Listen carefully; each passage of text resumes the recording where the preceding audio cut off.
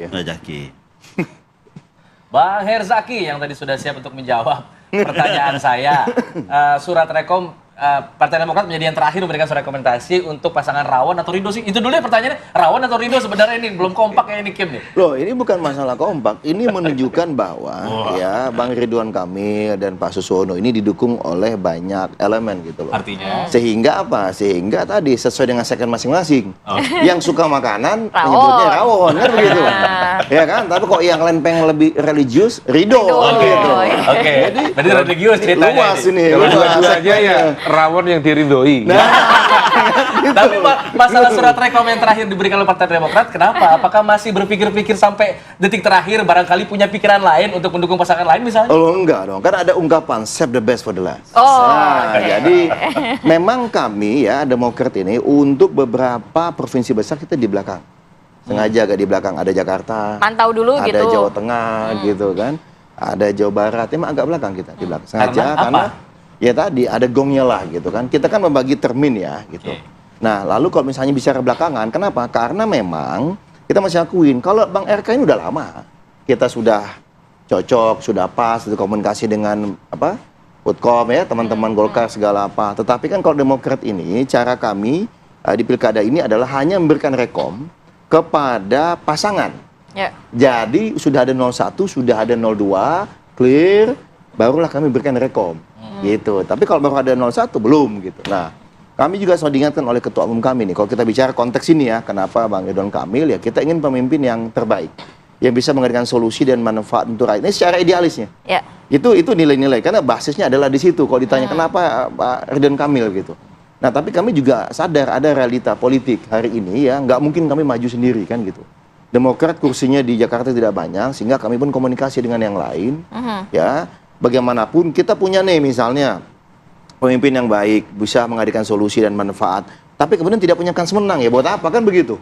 Lalu kemudian kita juga cek, cermati bagaimana integritasnya. Bisa nggak nih dipegang? Jangan sampai depan ngomong apa, belakang ngomong apa. Atau kalau bahasanya Irving Goffman itu panggung depan apa, panggung belakang apa. Depan salaman sama kita, di belakang salaman dengan yang lain. Akhirnya kita nggak mau nih. Kita mau seia sekata gitu. Ini jurus Caimin dipakai di Depan belakang sini. sama nih ya. Selepet nih. Oh iya, ini nggak nyelepet, enggak, ini to the point. Nggak, emang kan selalu ketemu kami sama ini. Pakai rekam jejak. Dan kita tahu Pak Ridwan Kamil kan bagus rekam jejaknya.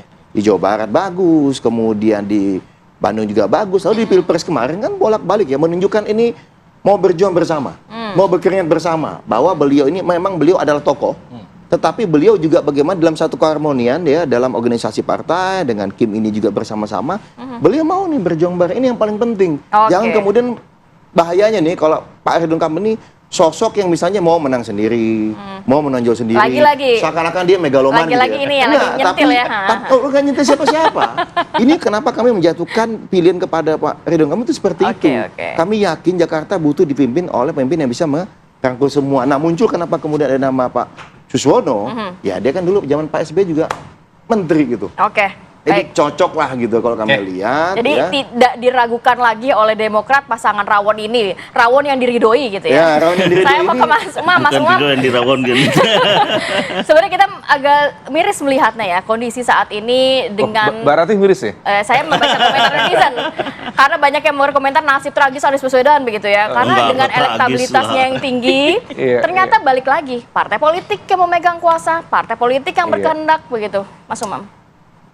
Ya memang ini menjadi pelajaran penting ya, karena bagaimanapun juga kehadiran Mas Anies di ranah dunia politik memang agak unik. 2 kali dia bisa tampil dalam sebuah kontestasi besar tanpa terafiliasi ke Dengan partai partai politik. politik. Di Pilkada DKI Jakarta 2017, bahkan di Pilpres.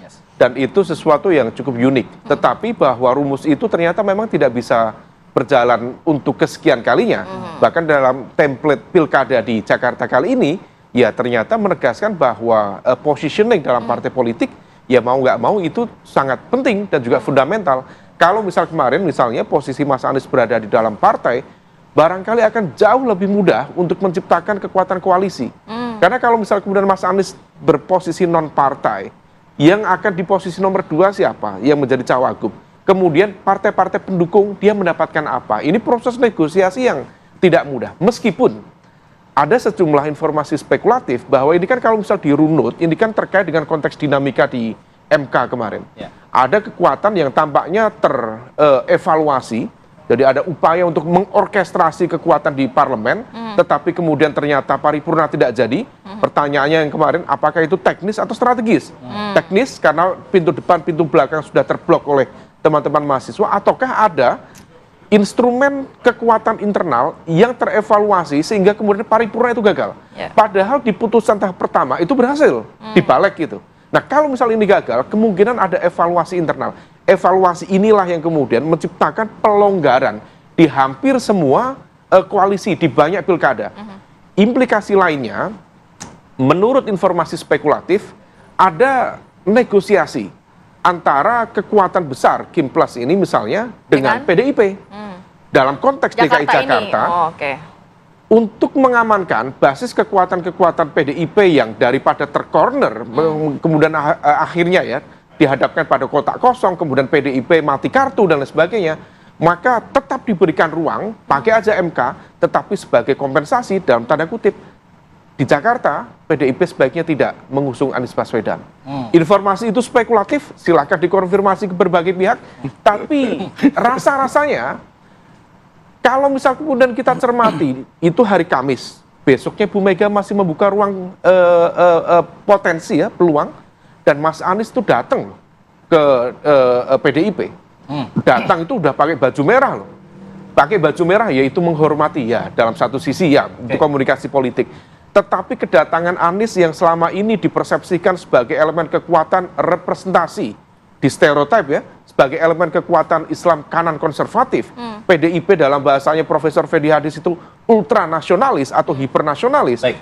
Ini dua kutub yang berbeda, tetapi bisa menjadi satu, pasti ada komunikasi yang cukup serius. Nah ketika kemudian keseriusan itu akhirnya kemudian berujung pada seolah prank, pasti ada sesuatu di sana. Oke. Nah ini yang kemudian membuat pertanyaan besar. Misalnya, kenapa kemudian akhirnya PDIP mengusungnya Pak Pramono?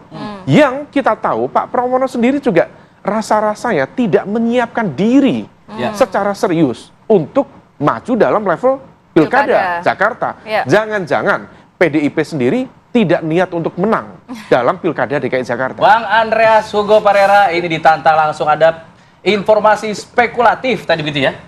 Itu ya, kalimatnya begitu ya? Mungkin ya. Bahwa memang dikondisikan agar PDIP tidak mengusung Anies Baswedan begitu, dan bisa dibilang juga dipilihnya Pramono Anung, jadi seakan-akan kok PDIP jadi kayak nggak mau menang sih di pilkada Jakarta, Bang Arya? Ya, yang namanya spekulatif ya bisa saja gitu, dan juga apa yang disampaikan oleh Mas Umam sebagai pengamat ya sah-sah saja gitu, artinya ya menduga ya kemungkinan mengapa suatu keputusan itu terjadi. Tapi yang pasti di PDI Perjuangan dengan ya keputusan kemarin, bahwa kita tahu apa yang dilakukan PDI Perjuangan di balik pun kita menolak gitu. Jadi sikap PDI Perjuangan itu ya kita lebih pada konsistensi untuk merawat, menjaga konstitusi kita gitu. Nah itu poin pertama yang penting yang harus dilakukan. Kemudian juga mengawal proses demokrasi reformasi yang sudah berjalan selama ini gitu. Dan yang ketiga, bahwa di dalam proses seperti ini, di dalam proses pilkada daerah khusus Jakarta ini, kan kita tahu bahwa ya ruang-ruang politik itu terbatas ketika ambang batas itu 20% gitu. Tapi ketika ini terbuka, ya PDI Perjuangan tentu dengan keputusan yang dibuat, ini memberikan suatu, tadi apa yang disampaikan oleh Mas Umam juga, betul bahwa kita mau menunjukkan bahwa ya partai ketika mempunyai kader dan kader itu mumpuni dan siap, di situ ada Bang Rano, bahwa ada Mas Pram bukan tiba-tiba juga gitu. Karena di dalam proses penjaringan seperti yang tadi saya katakan, nama Mas Pram itu sudah beberapa kali disebut di dalam proses, artinya dalam pantauan di PDI Perjuangan, dan itu adalah proses yang berjalan gitu. Sehingga ketika itu memang diputuskan di saat-saat terakhir, itu hal yang terjadi juga di semua partai, bahwa kemudian PDI Perjuangan di dalam setiap keputusan di pilkada juga tidak selalu mengikuti logika berpikir elektoral, dalam arti bahwa di Jakarta lain ini ya, proses pilkada dengan perhatian media yang begini besar, termasuk hari ini kita TV One memberikan porsi khusus untuk mendiskusikan itu, ya elektabilitas itu sangat dinamis gitu. Dan waktu 2 bulan ke depan ini ya itu bisa berubah dan bisa sangat mungkin terjadi perubahan yang besar di situ. Dan pengalaman kami pun menunjukkan bahwa elektabilitas hari ini tuh bisa bergerak berubah ketika menuju pada proses pemilihan nanti gitu. Jadi ini adalah proses yang sangat terbuka dan wajar di dalam pengambilan keputusan, terutama di PDI Perjuangan di dalam melihat hal-hal yang penting dan pertimbangan-pertimbangan yang penting ketika kita harus membuat keputusan, dan Ibu Mega memberikan pelajaran yang bagus bahwa jadi memang ada pertimbangan-pertimbangan lainnya dari PDIP sendiri dan calon itu mumpuni, kita membuat keputusan untuk mencalonkan kader yang dari partai. Oke, poinnya sudah kita tangkap. Jadi memang ada pertimbangan lain dari PDI Perjuangan, tidak hanya melihat dari elektabilitas, tapi ada faktor lainnya begitu. Saya mau ke Bang Sahrin. Ini penting tadi yang disampaikan oleh Mas Umam.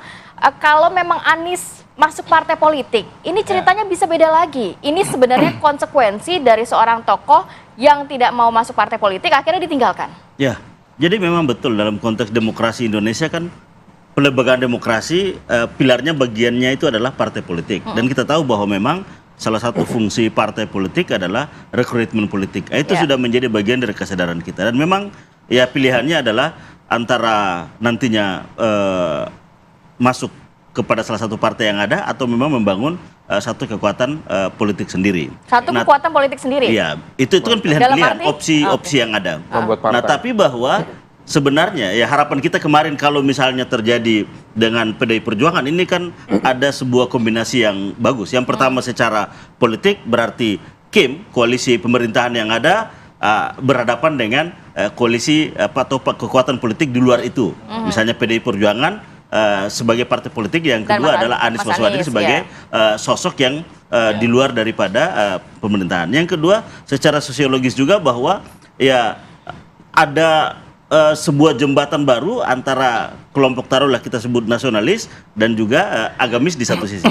Nah ini mestinya menjadi satu pertandingan yang bagus. Makanya antara Anies dan PDI Perjuangan ini sudah tertaut begitu dalam, terutama soal bagaimana pikiran-pikiran tentang menjadikan agar nasionalisme dan juga agamis ini bisa berjalan seiring sebagaimana apa yang menjadi harapan Bung Karno misalnya.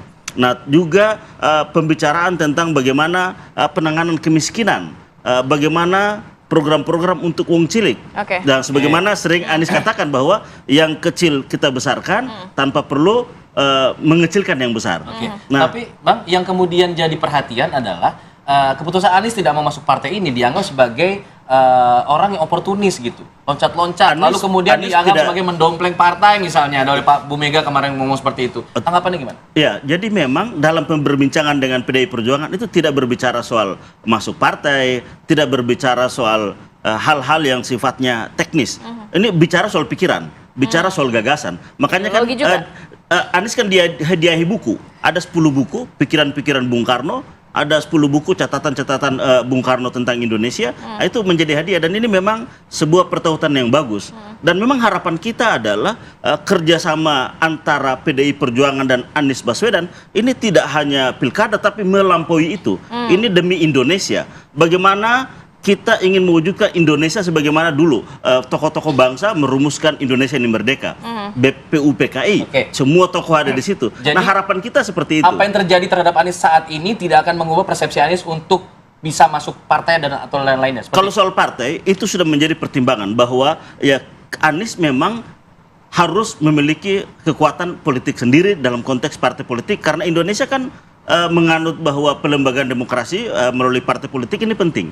Nah, kalau untuk kontestasi politik, maka jalannya harus harus ada partai politik yang menaungi. Baik. Itu arahnya nih, kayaknya mau bikin partai nih. Ya doakan aja. Nanti saya juga mungkin mau menyambung ke Mas Umam. Mas Umam, kalau melihat kan suara Anies ini nanti akan kemana? Apakah juga harus ada rayuan, bujukan dari Kim atau dari PDIP agar Anies sendiri mampu juga mendukung paslon-paslon yang saat ini sudah didaftarkan ke KPUD? Kita akan tahan ya, kita akan sambung lagi di segmen berikutnya. Tetap bersama kami di Apa Kabar Indonesia Pagi.